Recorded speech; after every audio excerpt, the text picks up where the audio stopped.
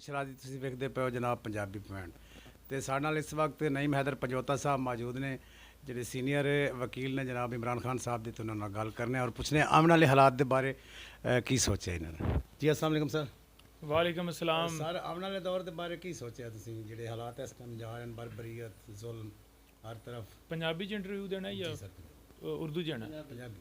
ਅੱਛਾ ਪੰਜਾਬੀ ਦੇਣਾ ਹੈ। ਤੇ ਗੱਲ ਇਹ ਹੈ ਕਿ ਪੋਜੀਸ਼ਨ ਜਿਹੜੀ ਹੈ ਨਾ ਇਸ ਵਾਰੀ ਜੀ ਸਰ ਸ਼ੇਰ ਜਿਹੜਾ ਹੈ ਨਾ ਬਿਲਕੁਲ ਵੜਿਆ ਪਿਆ ਤੇ ਸ਼ੇਰ ਜਿਹੜਾ ਹੈ ਨਾ ਹੁਣ ਬਿਲਕੁਲ ਉਹਦੀ ਤਿਆਰੀ ਹੈ ਇੱਥੋਂ ਨੱਸਣ ਦੀ।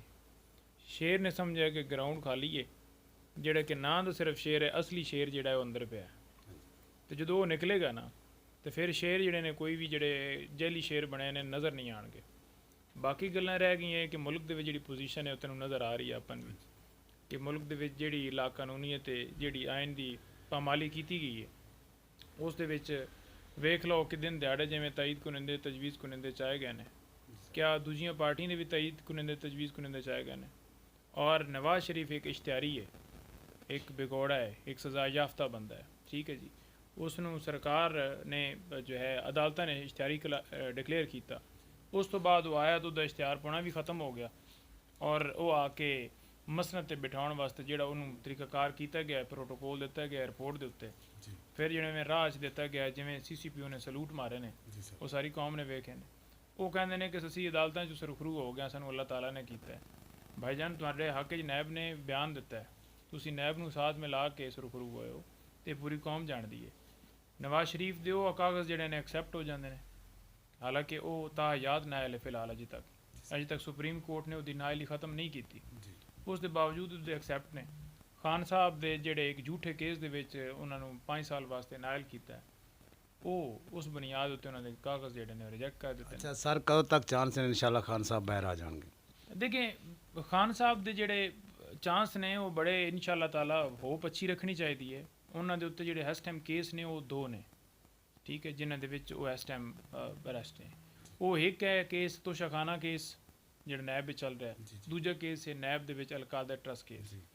ਔਰ ਮੈਂ ਇਹ ਸਮਝਦਾ ਐਸ ਕਿ ਅਗਰ ਇਹਨਾਂ ਦੇ ਵਿੱਚ ਬੇਲ ਹੋ ਜਾਵੇ ਤੇ ਇਸ ਟਾਈਮ ਤੱਕ ਅਜੇ ਗ੍ਰਿਫਤਾਰੀ ਕੋਈ ਨਹੀਂ ਹੈ, ਲੇਕਿਨ ਪਾਉਣਾ ਤਾਂ ਇਹਨਾਂ ਰਹਿਣਾ ਕੋਈ ਨਹੀਂ ਹੈ। ਜਿਵੇਂ ਅੱਗੇ ਕੀਤਾ ਹੈ ਨਾ, ਨਵੇਂ ਤੋਂ ਨਵੇਂ ਮੁਕੱਦਮੇ ਵਿੱਚ ਨਾਮਜ਼ਦ ਕਰ ਦਿੱਤਾ, ਇਹਨੇ ਫਿਰ ਇਹੀ ਕਰਨਾ ਹੈ ਕਿ ਕਿਸੇ 9 ਮਈ ਵਾਲੇ ਮੁਕੱਦਮੇ ਵਿੱਚ ਖਾਨ ਸਾਹਿਬ ਨੂੰ ਨਾਮਜ਼ਦ ਕਰ ਦੇਣ। ਇਹ ਚਾਹੁੰਦੇ ਨੇ ਕਿ ਜਿਹੜਾ ਮਕਬੂਲ ਤਰੀਨ ਲੀਡਰ ਹੈ ਇਸ ਕੌਮ ਦਾ, ਇਸ ਮੁਹਿੱਬੇ ਵਤਨ ਇੱਕ ਪਾਕਿਸਤਾਨੀ ਹੈ ਜਿਸ ਨੂੰ ਪੂਰੀ ਕੌਮ ਜਿਹੜੀ ਹੈ ਜਿਹਦੇ ਪਿੱਛੇ ਖਲੋਤੀ ਹੈ, ਉਹਨੂੰ ਜੇਲ੍ਹ 'ਚ ਪਾ ਕੇ ਤੇ ਇਲੈਕਸ਼ਨ ਕਰਾਇਆ ਜਾਵੇ ਤਾਂ ਜੇਲ੍ਹ 'ਚ ਰਵੇ ਤੇ ਉਹ ਬਾਹਰ ਨਾ ਆਵੇ। ਕਿਉਂਕਿ ਬਾਹਰ ਉਹ ਨਿਕਲਦਾ ਤੇ ਫਿਰ ਉਹ ਆਦਾ ਇਹਨਾਂ ਨੂੰ ਚੋਰ, ਤੇ ਇਹਨਾਂ ਨੂੰ ਫਿਰ ਸੌੜ ਪਾਉਂਦੀ ਹੈ। ਤੇ ਜਿਵੇਂ ਵੀ ਅਮਰੀਕਾ ਦੀ ਸੀ ਗੁਲਾਮੀ ਸਾਨੂੰ ਮਨਜ਼ੂਰ ਹੈ, ਅਸੀਂ ਸਾਡੇ ਮਗਰ ਇਹ ਬੰਦਾ ਜਿਹੜਾ ਹੈ ਨਾ ਇਹ ਭੈੜਾ ਲੱਗਾ, ਕਿਉਂਕਿ ਇਹ ਸਾਰੇ ਇੱਕ ਦੂਜੇ ਨੇ ਸਾਰੀ ਜ਼ਿੰਦਗੀ ਗਾਲੀਆਂ ਕੱਢਦੇ ਰਹਿਣ, ਤੈਨੂੰ ਵੀ ਪਤਾ ਹੈ, ਠੀਕ ਹੈ। ਉਸ ਦੇ ਬਾਵਜੂਦ ਵੇਖ ਲੈ ਕਿ ਅੱਜ ਕਿਉਂ ਇਕੱਠੇ ਹੋ ਗਏ ਇਹਨਾਂ ਨੂੰ ਸਾਰਿਆਂ ਨੂੰ ਪਤਾ ਲੱਗ ਗਿਆ ਖਾਨ ਸਾਹਿਬ ਨੇ ਪਹਿਲੇ ਹੀ ਕਿਹਾ ਸੀ ਵੀ ਜਦੋਂ ਮੈਂ ਇਹਨਾਂ ਨਾਲ ਹੱਥ ਪਾਵਾਂਗਾ ਸਾਰੇ ਇਕੱਠੇ ਹੋ ਜਾਣਗੇ। ਹਾਂ, ਔਰ ਜਦੋਂ ਉਹਨਾਂ ਹੱਥ ਪਾਇਆ, ਔਰ ਇਹ ਇਮਰਾਨ ਖਾਨ ਦਾ ਕਮਾਲ ਹੈ ਕਿ ਉਹਨਾਂ ਸਾਰਿਆਂ ਚੋਰਾਂ ਨੂੰ ਇਕੱਠਾ ਕਰ। ਅੱਛਾ ਸਰ ਜੀ, ਜਿਹੜਾ ਆਪਣਾ ਕੱਲ ਪਰਸੋਂ ਦਾ ਮਾਮਲਾ ਚੱਲ ਰਿਹਾ, ਕਹਿੰਦੇ ਜੀ 3 ਜਨਵਰੀ ਤੱਕ ਆਪਣਾ ਜਿਹੜੇ ਮੁਸਤਰਦ ਹੋਏ ਲੋਕ ਅਗਰ ਉਹ ਰਿਜੈਕਟ ਹੋ ਜਾਣਗੇ ਤੇ ਫਿਰ ਜੀ ਉਹ ਅਸੀਂ ਗੇਮ ਪਲਟ ਦਿਆਂਗੇ, ਇਹ ਕਰ ਦਿਆਂਗੇ, ਉਹ ਕਰ ਨੋਨ ਲੀਗ ਵਾਲੇ ਕਹਿ ਰਹੇ ਸਨ। ਵੇਖੋ ਗੱਲ ਇਹ ਹੈ ਕਿ ਉਹਨਾਂ ਗੱਲ ਕੀਤੀ ਹੈ। ਮੈਂ ਸਰ ਜੀ ਕਿਹਾ ਵੀ ਜਿਹੜੇ 3 ਮੈਂ ਕਿਹਾ ਜੀ 3 ਜਨਵਰੀ ਤੱਕ ਅਗਰ ਨਹੀਂ ਨਾ ਉਹਨਾਂ ਦੇ ਕਾਗਜ਼ ਹੁੰਦੇ ਆਪਣਾ ਮਨਜ਼ੂਰ ਤੇ ਉਸ ਤੋਂ ਬਾਅਦ ਅਸੀਂ ਉਹਨਾਂ ਨੂੰ ਗੇਮ ਵਿੱਚ ਉਲਟ ਕਰ ਦਿਆਂਗੇ, ਬਾਹਰ ਕਰ ਦਿਆਂਗੇ ਕਿ PTI ਨੂੰ, ਪੂਰੇ ਮੁਲਕ ਨੂੰ ਬਾਹਰ ਕਰ ਦੇਣਗੇ। PTI ਨੂੰ ਪੂਰੇ ਮੁਲਕ ਨੂੰ ਬਾਹਰ ਕਰ। ਵੇਖੋ ਨਾ ਪੂਰਾ ਉਹ ਤੇ 80% ਆਵਾਮ ਇਮਰਾਨ ਖਾਨ ਦੇ ਨਾਲ ਖਲੋਤੀ ਹੈ ਤੇ ਕਿਆ 80% ਆਵਾਮ ਨੂੰ ਮੁਲਕ ਤੋਂ ਬਾਹਰ ਕਰਨਾ ਚਾਹੁੰਦੇ ਨੇ। ਤੇ ਫਿਰ ਇਹ ਜੋ ਸਟੇਟਮੈਂਟ ਜਿਹੜਾ ਬੰਦਾ ਦਿੰਦਾ ਇਹਦਾ ਮਤਲਬ ਉਹ ਬੜਾ ਗੱਦਾਰ ਆਦਮੀ ਹੈ ਔਰ ਇਹਨਾਂ ਗੱਦਾਰਾਂ ਨੂੰ ਬਾਹਰ ਹੋਣਾ ਚਾਹੀਦਾ ਜਿਹੜੇ ਹਮੇਸ਼ਾ ਮੁਲਕ ਦੇ ਨਾਲ ਗੱਦਾਰੀ ਕਰਕੇ ਤੇ ਫਿਰ ਆ ਜਾਂਦੇ ਨੇ। ਕਦੀ ਸਾਬਕ ਆਰਮੀ ਚੀਫ ਨੂੰ ਹਵਾ ਦੇ ਵਿੱਚ ਹੀ ਜਨਾਬ ਜਹਾਜ਼ ਦੇ ਵਿੱਚ ਹੀ ਪੂਰੀ ਉਡਾਉਣਾ ਚਾਹੁੰਦੇ ਹੁੰਦੇ ਨੇ, ਕਦੀ ਆਦੇ ਨੇ ਕਾਰਗਲ ਵਾਲੇ ਜਨਾਬ ਜਿਹੜਾ ਹੈ ਪੁਆਇੰਟ ਦੇ ਉੱਤੇ ਅਸੀਂ ਕਮਿਸ਼ਨ ਬਣਾਵਾਂਗੇ। ਕਿਹਦੇ ਗਿਆ ਨਵਾਜ਼ ਸ਼ਰੀਫ ਦੇ ਬਿਆਨ ਜਿਹੜਾ ਆਦਾ ਕਾਰਗਲ ਦੇ ਉੱਤੇ ਮੈਂ ਕਮਿਸ਼ਨ ਬਣਾਵਾਂਗਾ। ਮਾਡਲ ਟਾਊਨ 'ਚ ਜਿਹੜੇ ਨੇ ਬੰਦੇ ਮਰਾਏ ਨੇ ਉਹ ਪੂਰੀ ਕੌਮ ਨੂੰ ਨਹੀਂ ਪਤਾ ਉਹਦੇ ਵਿੱਚ ਕੀ ਬਣਿਆ। ਉਹ ਜਿਹੜੀ JIT ਹੈ ਜਿਵੇਂ ਉਹਨੂੰ ਸਬੋਟਾਜ ਕੀਤਾ ਗਿਆ, ਉਸ ਤੋਂ ਬਾਅਦ ਤੁਸੀਂ ਵੇਖ ਲਓ ਕਿ ਜਦੋਂ ਮੁੰਬਈ ਹਮਲੇ ਹੋਏ ਨੇ ਉਸ ਟਾਈਮ ਵੀ ਇਹਨਾਂ ਆਖਿਆ ਕਿ ਸਾਡੇ ਪਾਕਿਸਤਾਨ ਵਾਲੀਆਂ ਜਿਹੜੇ ਅਦਾਰੇ ਨੇ ਉਹ ਇਨਵੋਲਵ ਨੇ।